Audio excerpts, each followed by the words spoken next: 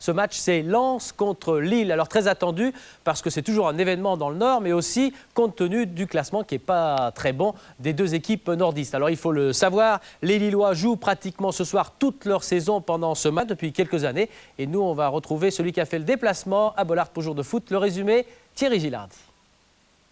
Les 5 derniers derbys ici à Bollaert se sont tous terminés par des résultats nuls. Mais attention, Lens reste sur 4 matchs sans défaite alors que les Lillois restent sur 4 défaites consécutives.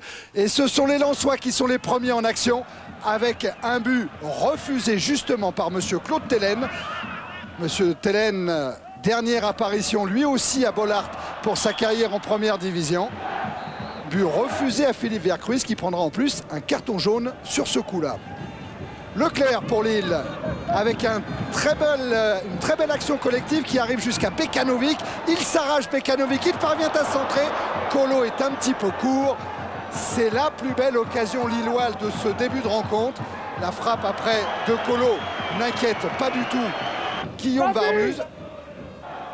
Roger Lemaire donne ses consignes, replace son équipe, une équipe de Lens un petit peu craintive, crispée et qui a pourtant l'occasion d'assurer son avenir. Brunel n'était pas en jeu, il a éliminé Aubry.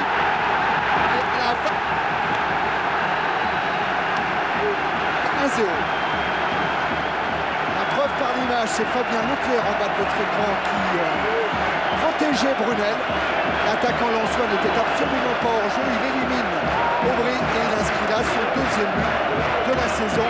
Le premier but de ce 74e derby de l'histoire. Lens va pouvoir se libérer un petit peu après avoir ouvert le score. La preuve.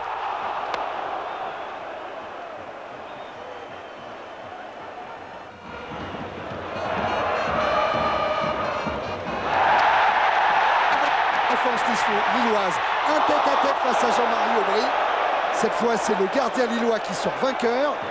Hervé Arsène a réussi à s'appuyer et à venir en tête-à-tête face à Aubry. Ça bouge beaucoup sur les corners, ça tire les maillots.